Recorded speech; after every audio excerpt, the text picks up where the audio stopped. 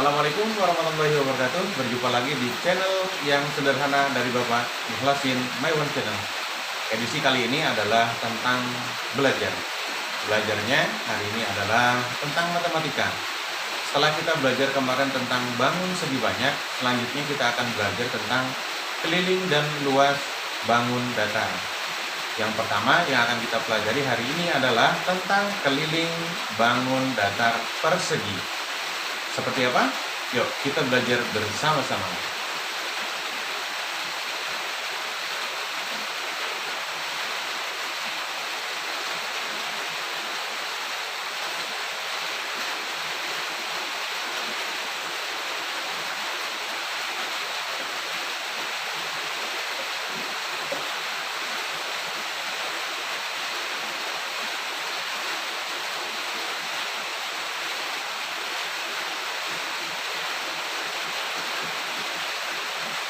Yang pertama adalah keliling bangun persegi.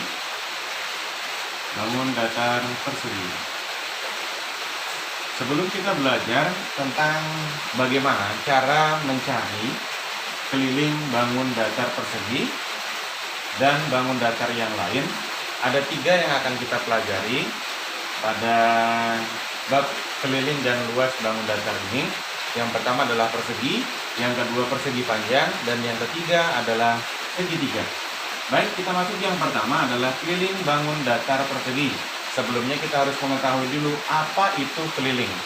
Ya, yang dimaksud dengan keliling adalah semua jumlah panjang sisi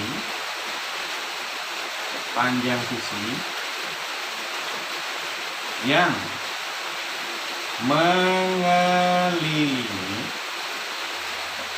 mengelilingi bangun tersebut. Nah, jadi yang dimaksud dengan keliling adalah jumlah panjang sisi yang mengelilingi bangun tersebut. Oke. Berikutnya kita masuk ke keliling bangun datar persegi. Ya, sebagaimana yang sudah kita pelajari kemarin, persegi adalah termasuk dalam bangun segi banyak beraturan, di mana sisi-sisinya itu sama panjang. Misalnya sebuah persegi A, B, C, D misalnya. Nah, dalam penamaan ini boleh A sampai Z ya, boleh A, B, C, D, boleh E, F, G, H, K, L, M, N, dan sebagainya. A, B, C, D misalnya. Di antara A dan B terdapat yang namanya sisi. Di sini juga ada sisi. Di sini juga ada sisi. Di sini juga ada sisi. Ketika kita ingin mencari keliling dari sebuah persegi ini, maka kita harus mengelilingi bangun tersebut. Bagaimana caranya? Kita keliling. Misalnya bangunan kita, rumah kita adalah bentuknya persegi. Maka untuk mengetahui keliling bangunan kita, maka kita harus keliling dari titik A ke titik B, kemudian ke titik C, ke titik D, kemudian kembali lagi ke titik A. Itu namanya keliling. Sehingga kita dapat mengetahui kelilingnya, ya. Baik, untuk mengetahui keliling dari persegi, maka kita harus keliling dari ruas garis AB, kemudian ditambah dengan ruas garis BC, ditambah ruas garis CD, kemudian ditambah ruas garis DA. Sisi dalam hal ini ditulis atau disimbolkan dengan S. Kemudian keliling disimbolkan dengan huruf K besar. Ya, huruf K besar itu keliling. Baik, kita lanjutkan. AB ada sisi. BC juga ada sisi. CD ada sisi. Dan DA juga ada sisi. Kalau kita tulis dalam bentuk simbol S, ditambah S, ditambah S, ditambah S. Nah, S-nya ada berapa atau sisinya ada berapa? Ada 4 dan kebetulan dalam persegi ini semua sisinya sama panjang. Jadi boleh ditulis di depannya 4 dikali sisi atau 4 kali S. Jadi keliling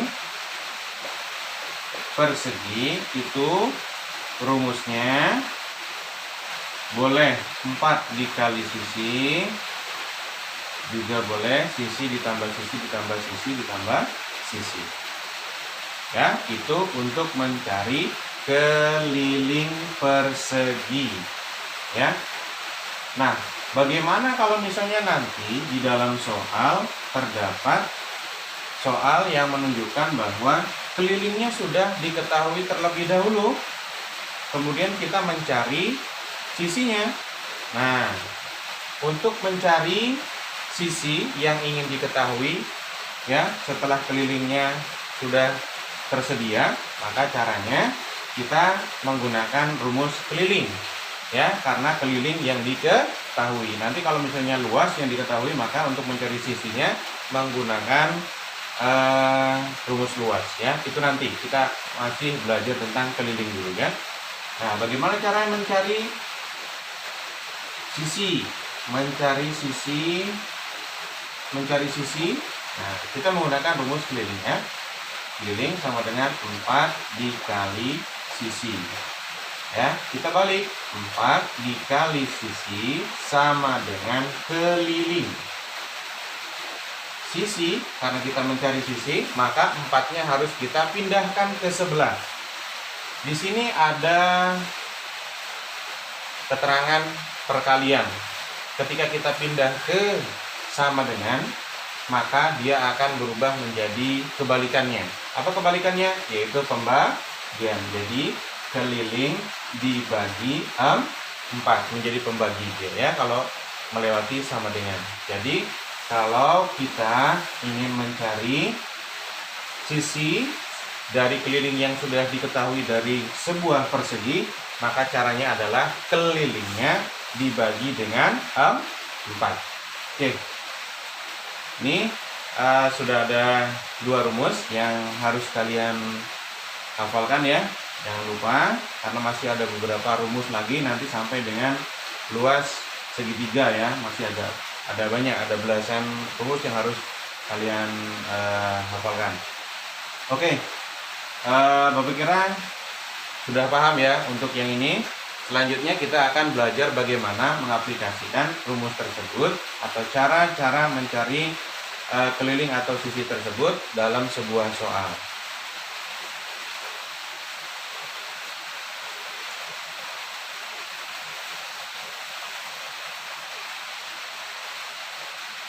Baik, contoh soal. Contoh soal yang pertama. Sebuah persegi diketahui sisinya adalah 5 cm.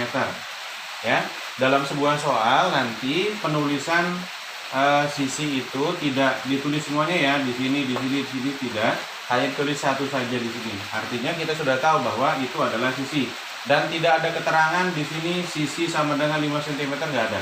Langsung ditulis 5 cm. Ya, seperti itu. Jadi harus paham.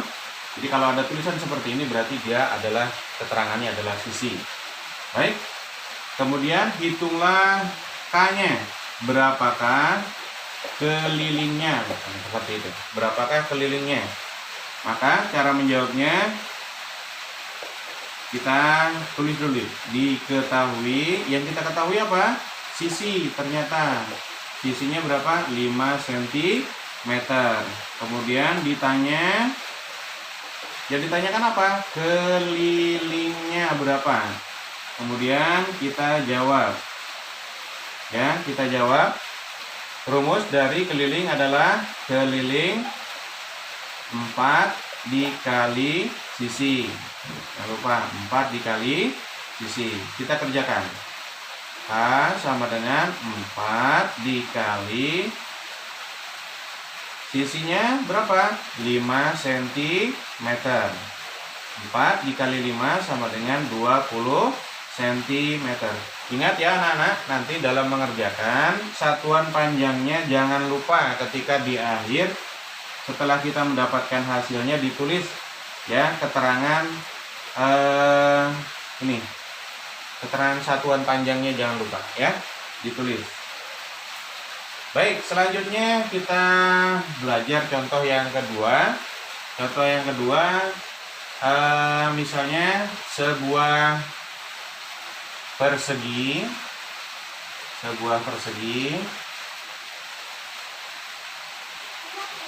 diketahui kelilingnya adalah 20 cm. Misalnya kelilingnya adalah 20 cm. Hitunglah sisinya atau carilah sisinya berapa. Ya. Cara menjawabnya kita tulis dulu yang diketahui apa? Yang diketahui adalah kelilingnya. Kelilingnya 20 cm. Kemudian ditanya apa? Ditanya sisinya berapa. Kemudian jawab. Sisi tadi rumusnya adalah sisi sama dengan keliling dibagi 4. Keliling dibagi 4. Kita kerjakan.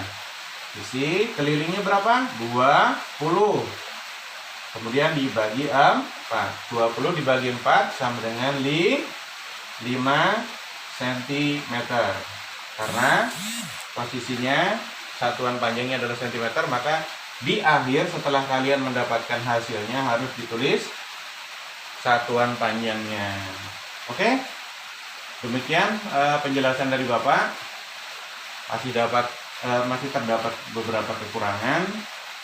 Nanti kita akan pelajari kembali dan mudah-mudahan apa yang sudah Bapak sampaikan juga ada manfaatnya. Terima kasih, tetap jaga kesehatan, tetap jaga imun, jaga iman, dan jaga aman.